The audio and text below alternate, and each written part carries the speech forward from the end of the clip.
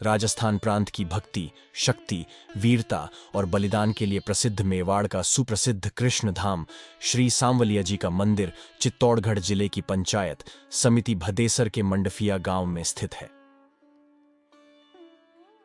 यहां साल भर देश के अलग अलग हिस्सों से श्रद्धालु दर्शन के लिए आते रहते हैं।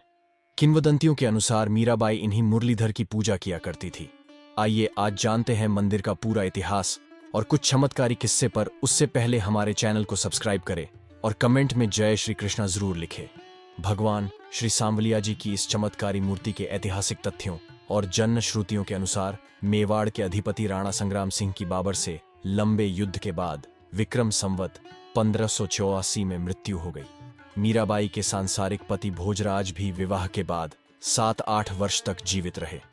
उनके माता पिता का भी निधन हो गया और मीराबाई अकेली रह गईं। उसी समय साधु संतों का एक दल देश के विभिन्न भागों से भ्रमण करता हुआ मेवाड़ क्षेत्र में पहुंचा। इन साधुओं की मंडली के पास गिरधर गोपाल श्री सांवलिया जी की 4 मूर्तियां थीं। जमात द्वारा प्रतिदिन इन मूर्तियों की पूरे धार्मिक अनुष्ठान के साथ पूजा की जाती थी और भजन कीर्तन होते थे, जिसमें बड़ी संख्या में श्रद्धालु भाग लेते थे।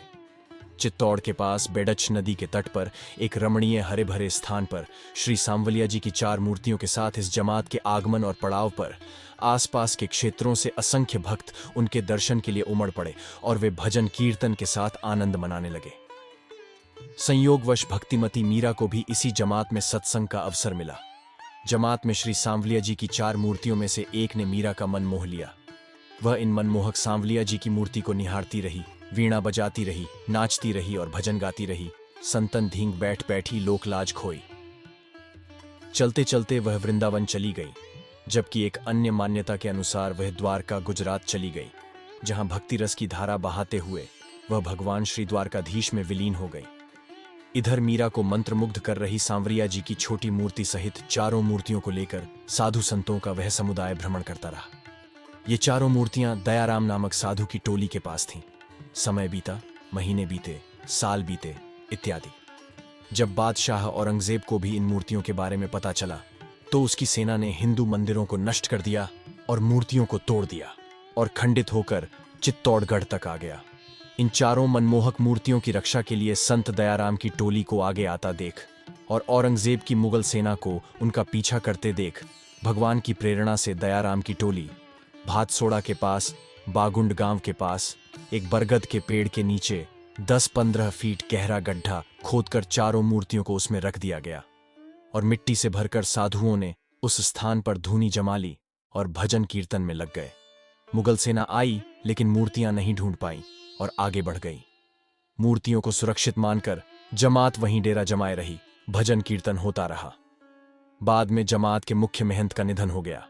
बाद में अन्य संत भी एक एक करके वहां से चले गए, लेकिन 4 मूर्तियां बरगद के पेड़ के नीचे जमीन में सुरक्षित रहीं। किंवदंतियों के अनुसार लगभग 250 साल पहले मंडफिया गांव के निवासी भोलीराम गुर्जर नामक एक चरवाहे को सपना आया कि बागुंड गांव के छापर में स्थित एक बरगद के पेड़ के नीचे जमीन में 4 मूर्तियां दबी हुई हैं। भगवान की प्रेरणा के अनुसार उक्त भोलीराम गुर्जर ने गांव में जाकर मंडफिया के निवासियों को बताया और गांव मंडफिया के निवासियों का एक समूह जाकर बागुंड के ग्रामीणों से मिला। जब भोलीराम गुर्जर को सपने के बारे में बताया गया तो अचानक किसी को विश्वास नहीं हुआ। फिर भी दोनों गांवों के लोग भोलीराम गुर्जर के बताए स्थान पर पहुंच गए। उसी समय गांव भातसोड़ा के लोगों को भी सूचना मिल गई। गांव भातसोड़ा के लोग भी पहुंच गए उक्त स्थान। तीनों गांव के लोगों की मदद से उक्त स्थान की खुदाई की गई तो जमीन से 10-15 फीट नीचे 4 मूर्तियां मिलीं। तो वहां मौजूद लोग आश्चर्यचकित रह गए। सपना सच हो गया। उपस्थित लोग हर्ष से भर उठे। उपस्थित जनसमूह ने श्री सांवलिया जी के जयकारे लगाए। इन 4 मूर्तियों में से एक मूर्ति गड्ढा खोदते समय टूट गई, जिसे उसी गड्ढे में रख दिया गया, जबकि शेष 3 मूर्तियों को प्राकट्य स्थल से बाहर निकाल लिया गया।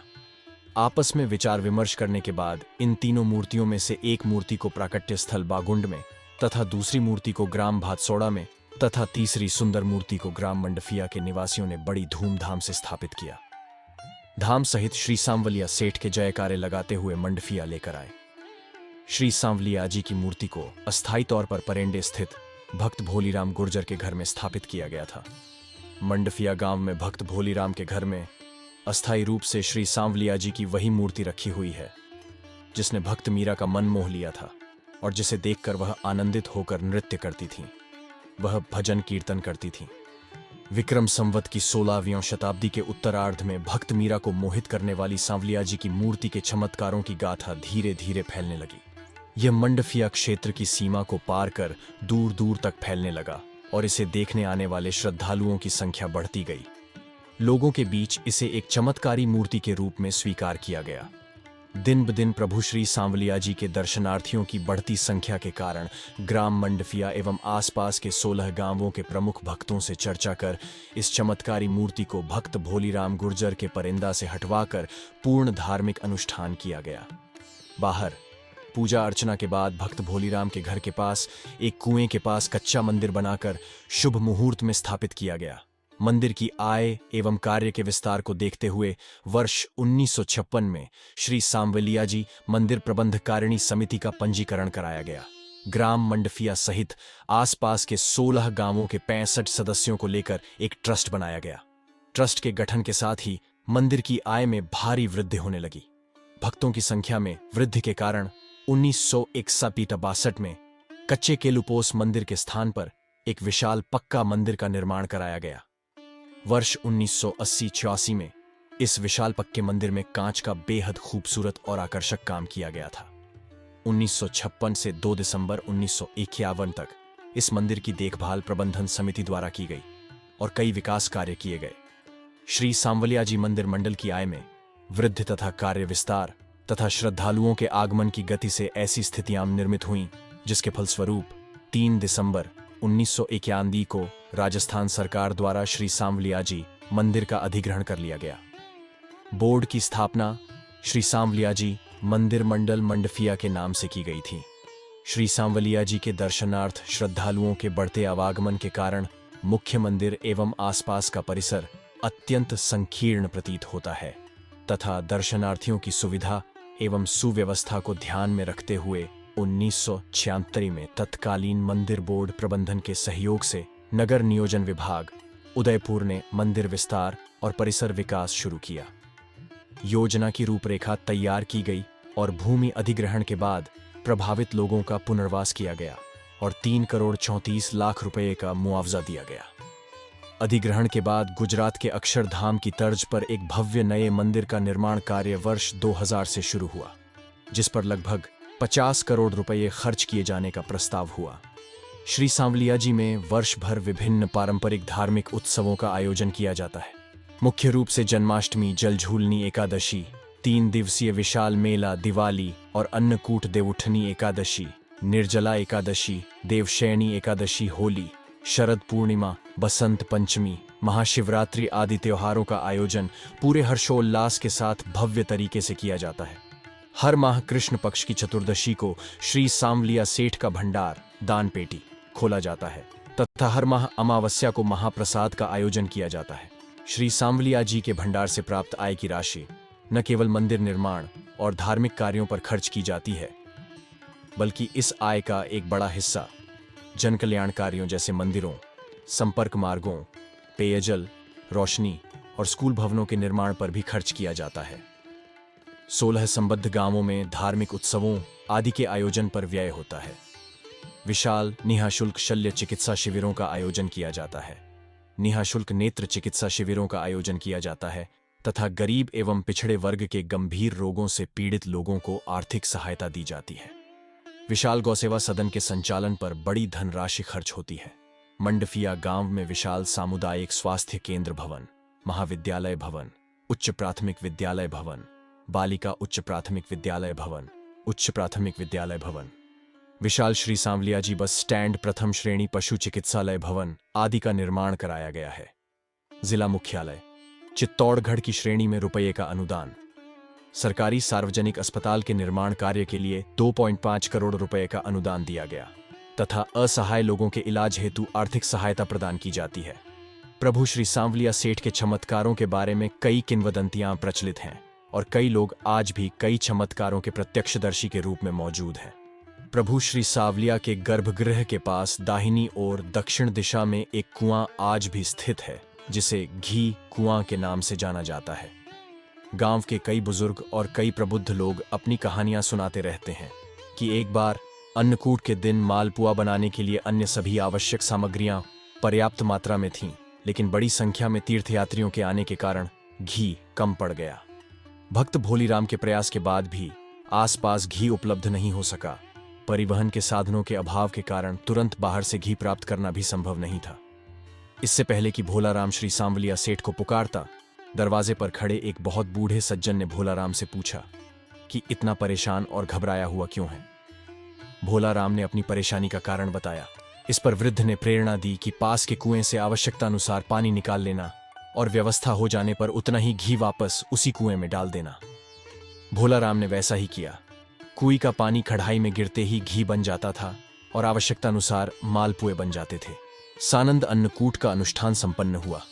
प्रेरणा देने वाले सभी लोग उस वृद्ध को ढूंढने लगे, परंतु उसका कहीं पता न चला।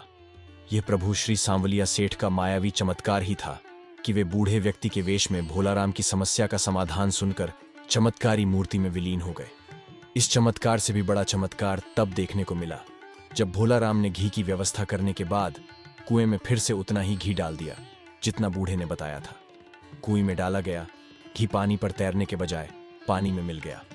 प्रभु श्री सांवलिया सेठ के चमत्कारों में से एक इस कुएं को नए भव्य मंदिर निर्माण की योजना में भी सुरक्षित रखा गया है। वर्ष 1992 में तत्कालीन मुख्यमंत्री माननीय भैरव सिंह शेखावत ने श्री सांवलिया जी मंदिर के शिखर पर ध्वजारोहण में भाग लेकर मंडफिया में पदार्पण किया था। प्रभु श्री सांवलिया जी सेठ के दर्शन दोपहर 12 बजे से 2 बजे तक बंद रहते हैं। मुख्यमंत्री ने दर्शन की इच्छा जताई। उस समय दोपहर के 2 बज रहे थे।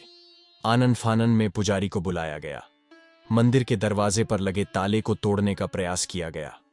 काफी प्रयास के बाद भी गर्भगृह का ताला नहीं खुल सका, लेकिन रात 2 बजे जैसे ही उसी चाबी से ताला खोला गया, यह चमत्कार देख उपस्थित दर्शनार्थी जयकार करने लगे। माननीय शेखावत साहब भी इस गरिमामय चमत्कार से अभिभूत हो गए और प्रभु श्री सांवलिया सेठ के दर्शन करने के बाद ही आगे की यात्रा के लिए प्रस्थान किए। प्रभु श्री सांवलिया सेठ के गर्भगृह के प्रवेश द्वार के पास एक दान पेटी रखी हुई है, जिसके पास खड़े होकर हम भगवान के दर्शन करते हैं और अपनी इच्छानुसार उपहार पेटी में पैसे आभूषण डालते हैं।